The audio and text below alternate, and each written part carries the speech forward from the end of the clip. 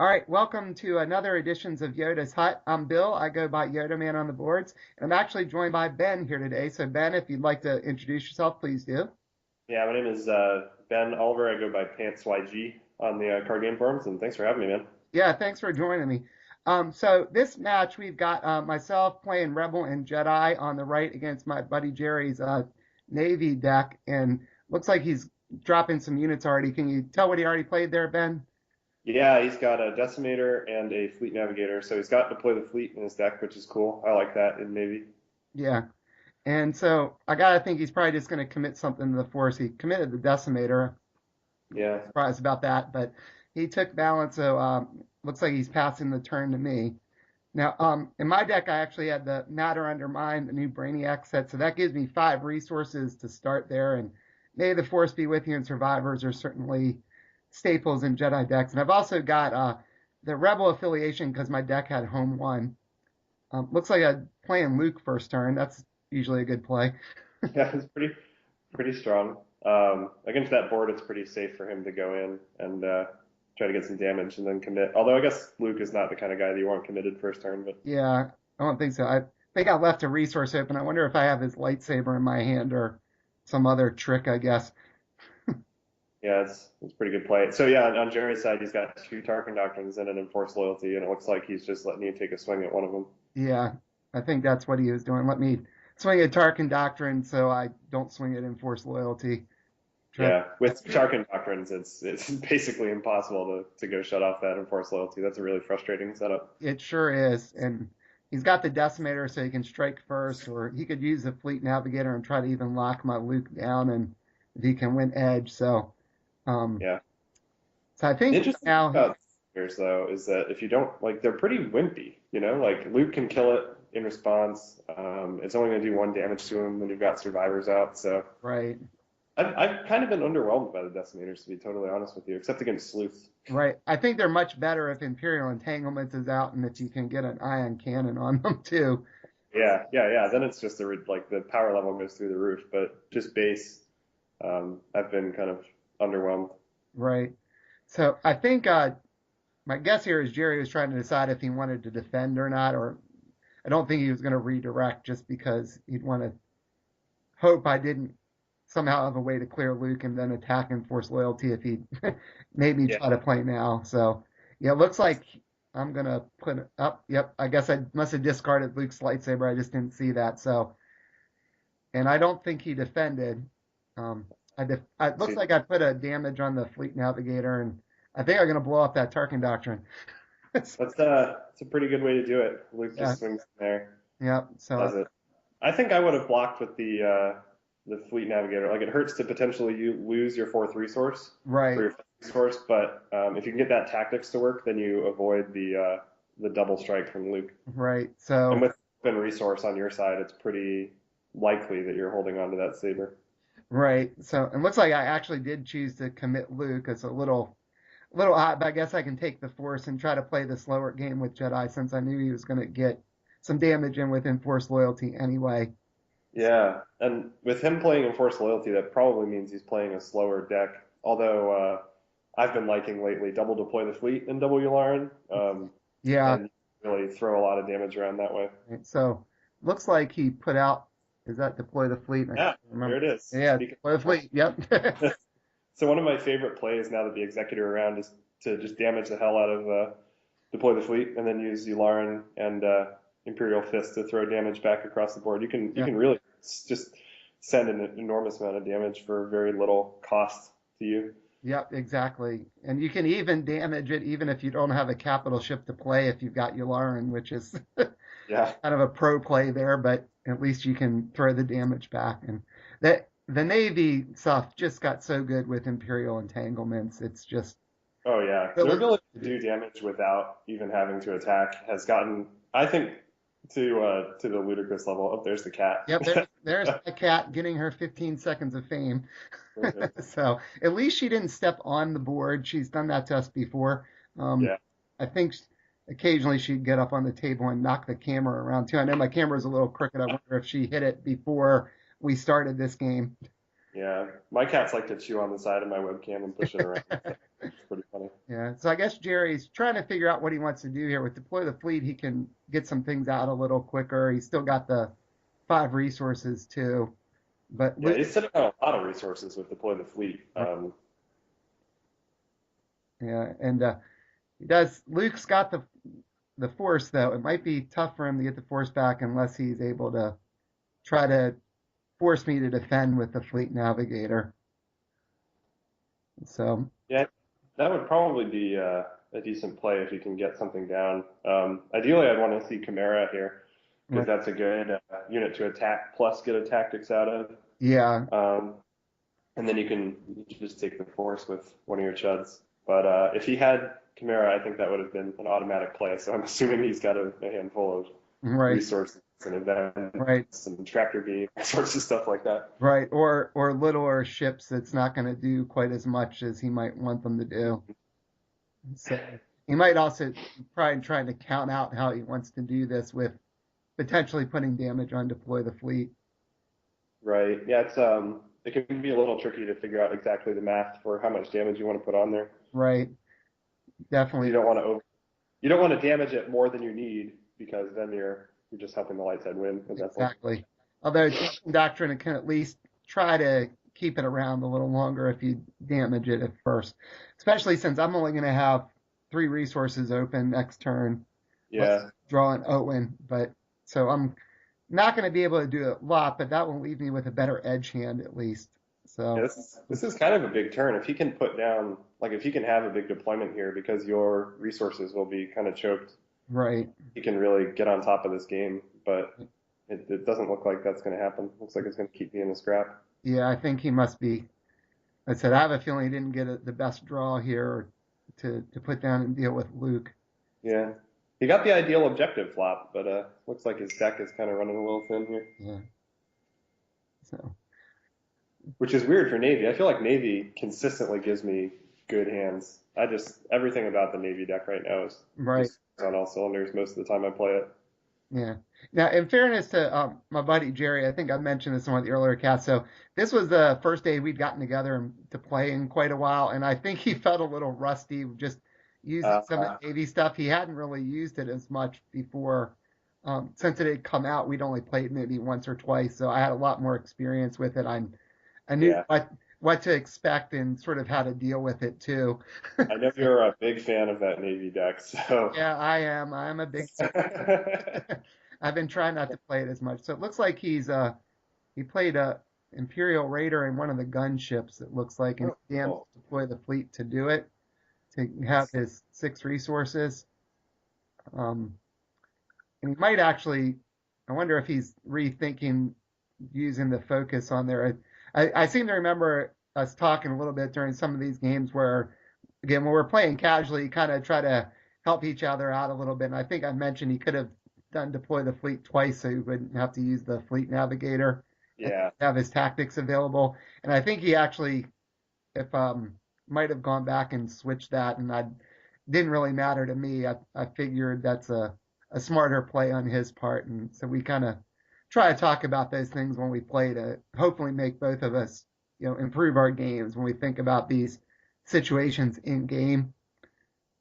yeah. I mean, at the casual table especially, it's kind Right, of nice to be like, oh, that's that would have been what the optimal play is. right, A lot of times when I'm trying to get ready for a tournament, I try to get my playtest partners to point out when I don't make the optimal play, and then right, but don't let me take it back so that right. it kind of puts the lesson in my head. But Yeah, that's a pretty good turn, and I guess he's trying to think about whether he wants to attack here. right. I don't. Yeah, I think he was, or we might still be talking about the deploy the fleet aspect. Yeah. Okay. Yeah, So I thought I remembered us talking about that just when I started when we're watching this game here. It seemed familiar with yeah, pause. So I was probably saying, yeah, you probably wanted to attack with the fleet navigator because you can force me to defend with Luke, right. and that's what he's doing. Yeah, Fleet Navigator. I really like the deploy the fleet pod, and I've liked it more since they've gotten so much capital ship support. That was a real sleeper for a really long time. But Fleet Navigator is just kind of one of those units where it's like, yeah, he's a resource and a tactics, and he's not the most efficient resource, but Right. I'll take it. Right, exactly. I think anytime you have cheap tactics on the board, even if they're white, you force your opponent to have to deal with them. Yeah, So you can sometimes force them into making plays they don't really want to make if they don't have tactics to answer back. right. Yeah, it's good on him to attack here, Right. because otherwise, you can just Luke Saber him down next turn. But it Right. looks like he went away for some. Oh, you I must have think lost we just it. put past the edge battle and Luke Yeah. just took out the fleet navigator. So he doesn't have tactics, but he's going to be able to take the force back here. Um, looks like he committed the raider. It's Yeah. kind of a shame he doesn't have Might of the Empire out to make his capital ships elite. So I he's was just thinking the same thing because I mean the Raider's not a super important unit. It's got the shield, but the combat icons aren't that great, and the abilities kind of right. uh, Oh, he reminded me. I forgot to refresh Luke. That was nice. That is a game state thing. So I think both players supposed to remind him. It looks like I played a nudge. I put the dial back down to 1. So again, Jedi slow game, and I think that's a hidden outpost probably from my Rebel fleet. now he's like, what's the set number on that? Yeah, I played Rebel fleet. I had home one in. Nice. So I just played I am a Jedi there. Oh man, I Getting haven't seen some that one in a enhancements while. on Luke. Another resource. I damaged the gunship. That's probably a good choice there since the decimator's tapped out to try to take out the gunship with his double shields. Yeah, the gunships are really squishy before you can get a shield on them. In a lot of occasions, I like to attack with them on my turn, just so that they have that extra shield for direct damage effects, and then the other shield just kind of floats around for defense. It looks like I just put Luke's lightsaber on him using the. I think I must use a resource on survivors there. Yeah, so now I have a Jedi as a respectable resource. All right. Right. Yeah, so it has 2, and I'm pumping Luke up. This is almost like old school Yoda, where you just wanted to get all the enhancements on him, and I just Oh, gave him a Jedi lightsaber now too. So Luke's got also, his lightsaber, a Jedi lightsaber. That's a lot of potential guns and even and blast, even if I don't win edge.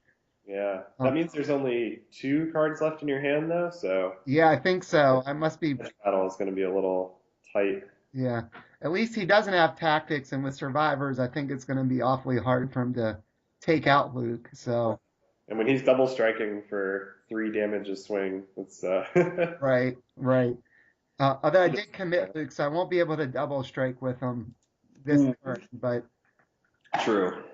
so yeah, that So was that's the hopefully disadvantage. But I wanted to play that slow game there with Jedi that you want to try to keep the dial down as low as you can, especially since Navy can tick it up so quick when they start throwing damage back at you, especially a deck like he has with the Star Destroyers that, blow up 2 or 3 in one turn, and then the next thing you know, the dial's gone from 2 to 8 or 2 to 9, and with I had a friend yesterday. I was playing a game. He played Devastator on an open board and had 2 Mighty Empires in hand, so the die went from 3 to 6 instantly. And he ended up winning that game, even though I got a phenomenal start. wow, yeah, That was pretty rough. But so this is an interesting position where I would have considered using Tarkin Doctrine here because if you blow up his objective, he's not going to have that choice.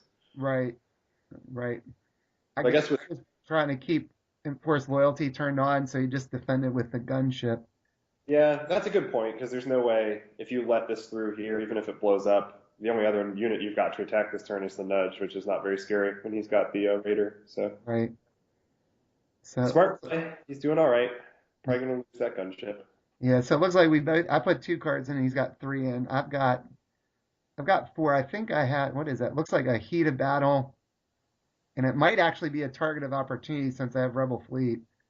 Hmm. I think it is. So Yeah, I think I see a little Y-wing action on that card. So I think he technically won edge, but my heat of battle took out his gunship, and the target yeah, took out the shield. I just love heat of battle on the light side. Just for that reason, where you think, oh, I'm gonna get to at least swing and put some damage on Luke, but then heat of battle just nukes their defender. Right. So I guess with the Jedi lightsaber, even though I lost edge in Luke's one regular black blast, I did take the objective out with the unopposed. So I got rid of deploy the fleet now too. Yeah. So now I'm going to discard the lightsaber. Good trick with Luke. Just keep cycling it back around. And Luke And as we're seeing in this game, he can just be such a powerhouse all on his own once you get some enhancements on him. right? But if Tarkin was around, I think we'd be looking at a different game. Yeah, I think so too. It's still early, but he wasn't able to get Tarkin out to kind of stop the Luke shenanigans with his lightsaber. Uh, Right. Looks like I might actually be thinking about swinging in with a nudge. Just look at my hand there. So I guess I'm going to try to see if I can sneak in a damage. I mean, the worst case scenario here is he blocks with the Raider and double focuses himself. So Right. I it's think that's hard to fire. yeah. I think that was exactly what I was thinking. That I can just do it, and if he if he happens to kill the nudge, the dial's just going to go back to two. I've already got two objectives, so Right. no big deal. I'd much rather see that Raider double focused. So, I really like making attacks like that where you attack to force them to block with a committed unit, and then it's basically like you had a tactics on your side, right, uh, even when you don't. So that's a really good play. I like that. right. So as I said, and certainly since I'm in such a good position with two objectives down already, the dial's still only at one. Uh, Right. you know, I guess he's trying to decide if he wants to let me get the cheap damage in or not. I'm surprised they didn't go after enforced loyalty. Yeah. I think Maybe I did, and he used Tarkin Doctrine, and I went to deploy the fleet, and that's what happened the first time. And I just it's missed it since we were talking.